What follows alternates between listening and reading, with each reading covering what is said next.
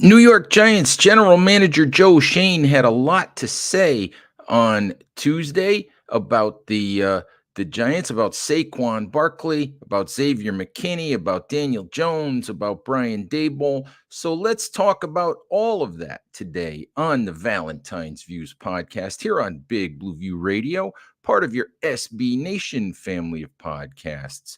Shane did his annual NFL scouting combine press conference on Tuesday morning.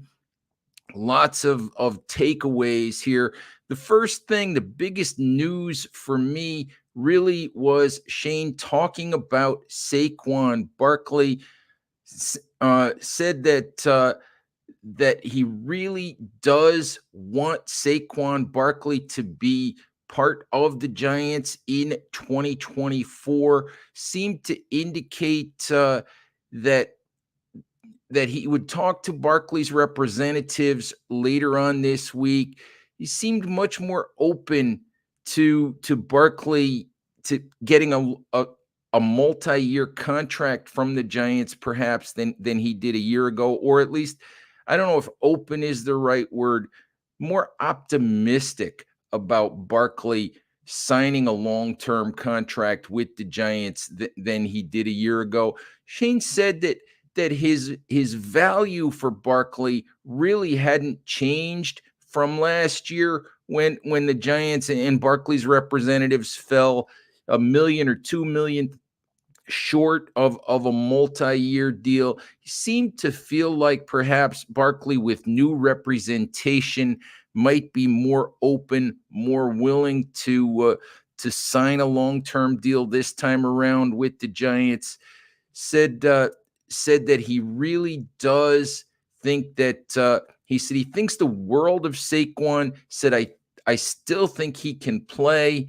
So interesting. He also, despite reports that he wouldn't tag Barkley again, he did sort of leave the door open for using the franchise tag again. He said that the tag with Barkley is $12.1 million. The with the increase in the salary cap, something that surprised him, the increase to $255.4 million for 2024. Shane said the first time franchise tag for a running back is $11.9 million. And he said that number really put for him put the franchise tag back in play. And although he really doesn't want to use it, ideally, he said he would get a deal done with Saquon. And my take on that wasn't necessarily that he would tag Saquon again. My take on that was really that he might be open to a deal, maybe a 2-year deal, maybe around $24 million, something that would equal or slightly surpass that 12 million or 11.9 million dollar salary cap figure.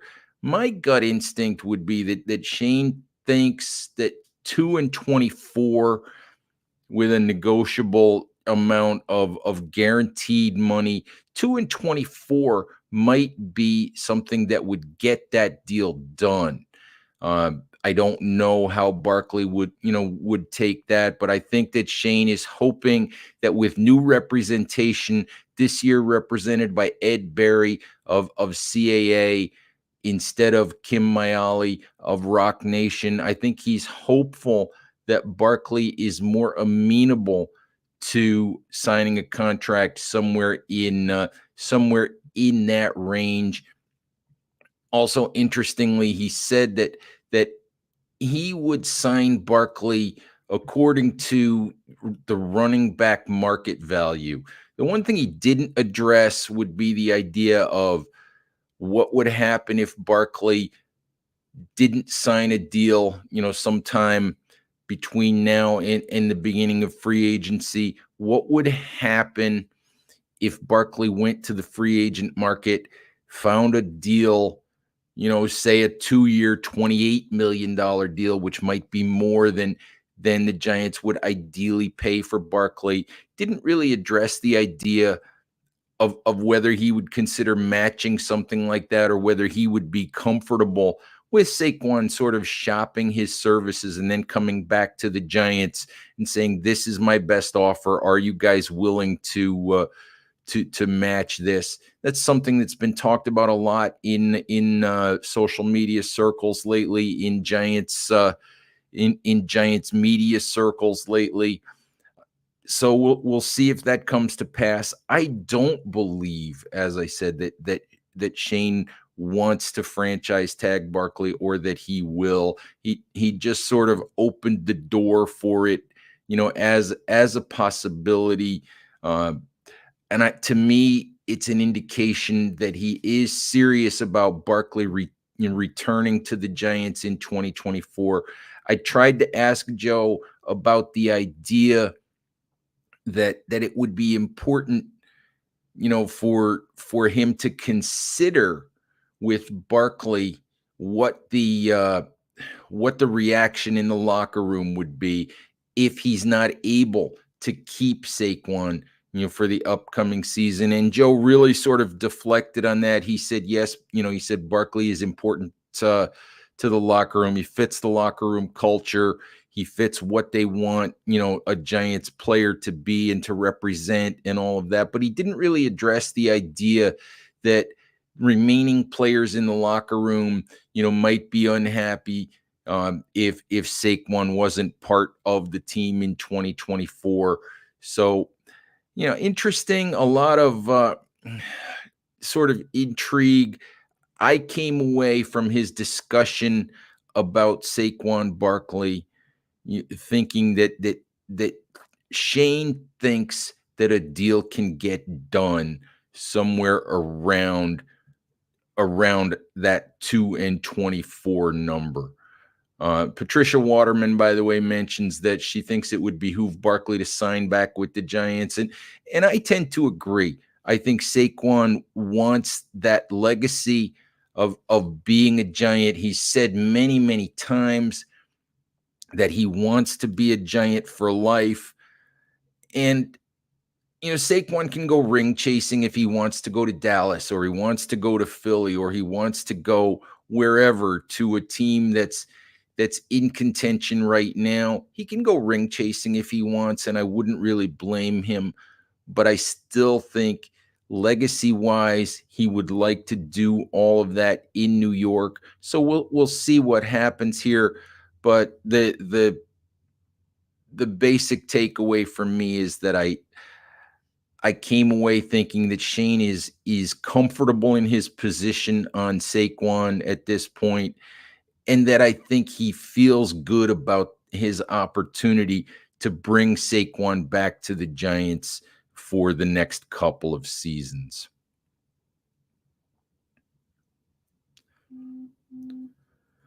All right, let's talk a little bit about the other major topic of the day with the Giants, and that, of course, is the quarterback situation.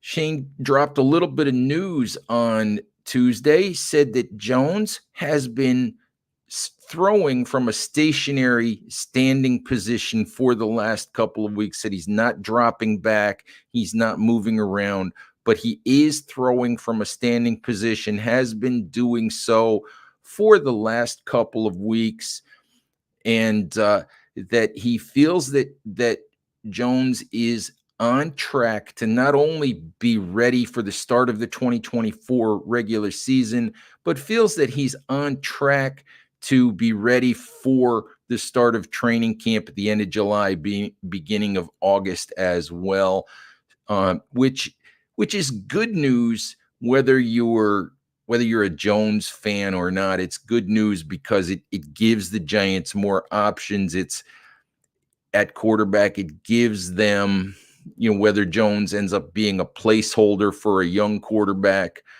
or whether he is the long-term solution at quarterback, it gives the Giants more options, more flexibility at quarterback. Joe did say that he still believes in Daniel Jones as the quarterback. He was very emphatic that he still believes in Jones as the starter. He said, "I have faith in Daniel as our starting quarterback." And the reality of it is, I don't know what else you could have expected Shane to say. The Giants would have to pay, they would take a $69 million cap hit to move on from Jones if they tried to do that before the 2024 season started. Jones is going to be a Giant for the upcoming season because of that cap figure, because of the contract that he signed with the Giants. So, Shane has no choice really but to support Daniel Jones, but to publicly be in his corner. Shane said on Tuesday that the ultimate goal for everybody is to win a Super Bowl. He said it's not up to one position to be a Super Bowl team. He said you've got to build a good team. You've got to have surrounding parts. Said you've got to continue to build the team around the quarterback. So that really is what he intends to do at this point in time.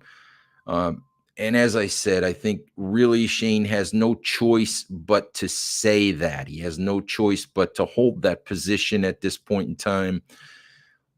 What Shane didn't do is rule out the idea of drafting a quarterback in the upcoming NFL draft. Shane was asked, and I'll give a hat tip here to Ryan Dunleavy of the New York Post. Shane was asked about the idea of moving up in the draft from number 6 to number 3, and not necessarily waiting until draft night to do it, but was asked about moving up sometime before the draft to get to number 3. The idea that he would do that not knowing which of Caleb Williams, Jaden Daniels, and Drake May would be available with the third overall pick in the draft, which is currently owned by the New England Patriots, who have been said to perhaps be willing to move down from that pick, although we don't know exactly what's going to happen yet. And Shane said that would be a very difficult thing to do. He said they are really just in the process now of actually getting to know these quarterbacks. And he said it would be very difficult to do that beforehand without knowing exactly which player that you're going up to have an opportunity to draft. He said most likely, he said a move up for quarterback, which he didn't commit to making. But he said, if you're going to make a move like that, he said that really you want to know which guy you're going up for. And really, he said that kind of a move is one that you would likely make while you were on the clock on draft night at number 6. And as I said, he didn't commit to moving up. He didn't commit to taking a quarterback. He said they would consider every position, at number 6. He said he felt like this was a good quarterback class. He said he felt like there were starters in this class. He said he felt like there were middle tier guys who could be backups. He said he felt like there were some guys toward the tail end of the draft who could be number 3 quarterbacks. And I personally still believe that at some point in the draft, the Giants will select a quarterback. I've been an advocate of doing so for the simple reason that this is year 6 for Daniel Jones. You've got 2 neck injuries. You've got a torn ACL to deal with. You've got 5 years of evidence of what Daniel Jones is and what Daniel Jones isn't. And I'm okay with the idea of drafting a quarterback, letting Jones be the starter at the beginning of 2024. If it goes well, great. It goes well. If it doesn't go well, at some point you move on from Jones and you move to the younger quarterback. But I've been an advocate of, if you can get the guy that you really like, Don't take one just to take one. Don't take one to say, oh, we did it. We took a quarterback. If there's a guy that you really like, if it's Drake May, great. If it's JJ McCarthy or Michael Penix or Spencer Rattler later in the draft, then you do what you have to do to put yourself in position to draft that person. But if there's a guy that you really like, put yourself in position to have a successor in place for Jones, entering the 2025 NFL season. Yeah, quarterback is too important, to simply keep pushing it off and pushing it off and pushing it off. So we'll see what happens there. One thing that Shane did say, and he was asked a few questions, regarding pressure on him and Brian Daboll in the 2024 season, versus sticking with their process, building for the long term. And he said what they want to do is continue to build through the draft. They want to continue to build the roster, build the franchise to have sustained success. They don't want to try to go for a quick fix. They want to use free agency to supplement. Shane said he understands that people want instant results. They want instant gratification, but he pointed out that when he was in Buffalo with Brandon Beane, that the Bills didn't win a playoff game until their fourth season in Buffalo. The Giants, of course, have already done that in year one with Joe Schoen and Brian Daboll. So I wouldn't expect a massive, free agency splurge. But in terms of quarterback, I didn't get the feeling that Shane is in a hurry to move up. I got the feeling that while he might explore it, there have been a lot of reports that the Giants have been, kicking the tires on what it would take. I got the feeling that he's only going to make that move if he's on the clock and the quarterback that he and Brian Daboll like most in this draft. And I don't know who that is. I don't know if it's Caleb Williams. I don't know if it's JJ McCarthy. I don't know if it's Jaden Daniels or Drake May or whoever. But I got the feeling that he's only going to make that move up to number 3, or try to make that move up to number 3, if the guy that he and Brian Daboll favor as a quarterback is there. I don't think he's going to force quarterback otherwise, but we'll see. We'll see what happens. But again, I simply came away feeling like Joe is not going to force that particular move. Something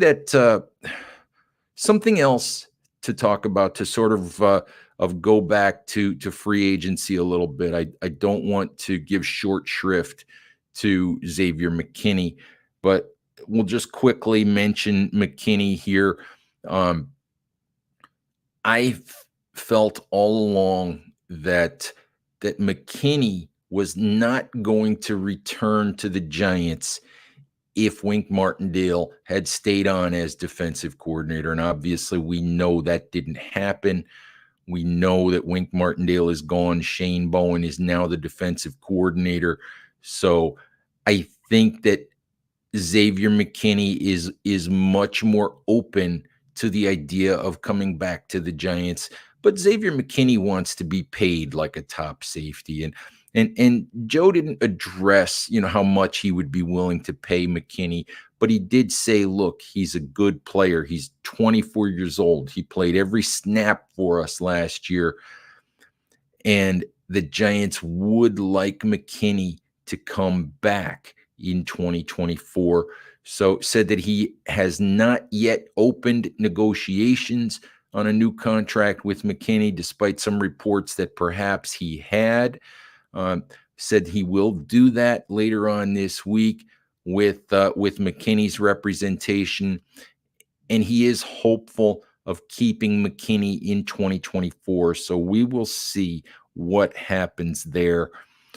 Another quick news item that that Schoen mentioned or was that he was asked about Evan Neal, and a lot of talk about what position Neal should play in his third year in the NFL. We know that Neal hasn't been good in his first two seasons, had an injury plagued 2024 concussion, ankle injuries that plagued him seemingly most of the season, ended up costing him a lot of games, ended up forcing him to injured reserve, forced him to have surgery to repair that ankle. And Joe Schoen said that he still has faith in Evan Neal as a right tackle. And a little bit like what he had to say about Daniel Jones, maybe that is Schoen simply saying that he has faith in Neal as a right tackle because as we sit here today, he doesn't have another right tackle to put over there. But I have to take him at his word until we see otherwise. And I have to believe that the Giants are going to give Evan Neal an opportunity to win that right tackle job. That said, I don't think they're going to hand it to him. Schoen was very, very clear that the offensive line has to be better, that they have to upgrade the talent, that they have to do a better job filling out the roster, filling out the depth spots to be prepared for injuries. So I would expect, better competition at the right tackle spot. I would expect the Giants to have options if Neal fails. And as Schoen, I don't know why I keep saying Schoen, but it's Joe Schoen. But I would expect, as Schoen said, that the Giants will make a priority out of upgrading the talent on the offensive line. As Joe said, the offensive line is basically half of the offense that you put on the field. It's an uphill battle. It's difficult to do anything on offense if that line doesn't play well together. Joe talked a lot about the injuries that they had, about the lack of continuity, about the fact that there were guys on the practice squad at times forced to play in regular season games. And I think obviously the first thing is you need guys like Andrew Thomas to be healthy. You need a guy like John Michael Schmitz to stay healthy. But the Giants need better options if and when, guys get hurt. So we'll see how he addresses that. But I have faith that he's going to spend resources, that he's going to spend a lot of his time and energy trying to upgrade that offensive line. Really, the last thing that I think I need to talk about or want to talk about is that Schoen addressed some of what went on this offseason or last season and so far this offseason with Brian Daboll, the Wink Martindale stuff, the Mike Kafka stuff, the stuff about jumping on a headset last year for several games to listen to communication between Daboll and the coaching staff. Firstly, he said that he admitted that he had jumped on the headset. The first time he did that was in Washington against the Commanders. Part of the reason that he did that, he said, was because it was something he had always wanted to do. Said it was something that he had never done before, had always wanted to do. He said the sight lines in Washington were terrible. He said he really couldn't see what was going on very well, from his spot up in the press box, up in the press area. Said he jumped on the headset, and you can believe this if you want to, or you can think it's a bunch of baloney if that's what you want to think as well. He said he did it, for those reasons, that he learned a lot from doing it about, how in-game communication goes, about when something went wrong. He might have made an assumption, just with his eyes about why something went wrong, but you could hear from the communication, the reasons why a certain player, a certain scheme, or a certain play call didn't work, which player messed it up, or why it got messed up. So he said he learned a lot from it. He said he actually continued to do it simply because the Giants won that game. Said he stopped doing it. He did it for 2 more games after that, and the Giants won both games. Those were all the Tommy DeVito games. He said when the Giants finally lost a game with him on the headset, he stopped doing it. Said, I'm a superstitious guy, and since I was on the headset and we won a game, I was going to stay on the headset until we lost. Now, like I said, you might believe that, you might not, but he tried to downplay the fact that he had spent time on the headset. He said he didn't hear anything on the headset that was concerning to him in terms of Brian Daboll's in-game communication with other assistant coaches, which is something that's been speculated about a lot throughout the offseason. In terms of Daboll's volatility, in terms of his treatment of coaches, in terms of the massive turnover that the Giants have had on the coaching staff, Schoen said that that the reality of it is, coming off of a bad season, he said that they all have things to learn. He said they all have to grow. He said they all have to get better. He said it's the first time that as a staff, as a front office, that they've really dealt with adversity like that. And he said that he would put Daboll in the category of a person, just like he would put himself in the category of a person who needs to reflect and needs to on what he could do better, and needs to try to improve, going forward. So, we'll see. I tend to think that Daboll needs to consider whether some of those things that have been said are true, whether they're not true. Needs to consider whether he actually is being fair to his assistant coaches. Is he driving guys away at times? I don't know for sure, but I do think there's going to be some pressure on Daboll to try to rein in his emotions a little bit during the 2024 season.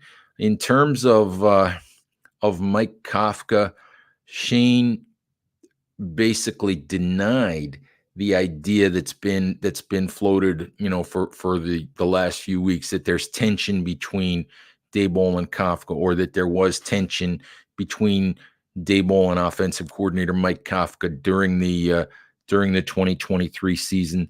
Said they rejected the idea of allowing Kafka to interview for an offensive coordinator job with the Seattle Seahawks, a lateral move. Said they rejected that idea because they value Kafka. They wanted to keep him in New York. They think he can be an NFL head coach someday. Schoen mentioned the fact that Kafka's been a finalist for 2 jobs as head coach over the last 2 years. So we'll see what happens there. Schoen, again, in reference to that relationship, said he would leave the play calling on offense for 2024 up to Daboll's discretion. Again, said he would prefer that the head coach not call plays, but if that's something that Daboll wants to do, he said that's his prerogative, that's his discretion, and he wouldn't stand in the way. All right, Giants fans, I think that's probably enough for today. Appreciate you guys, hanging in here and joining the live stream and giving us a listen, and always appreciate the support. Please check out all of our combine coverage this week at bigblueview.com. I'm here in Indy through Friday. Chris Flum and Nick Filato, have you guys covered in terms of previewing the workouts, analyzing the workouts when they come up later this week.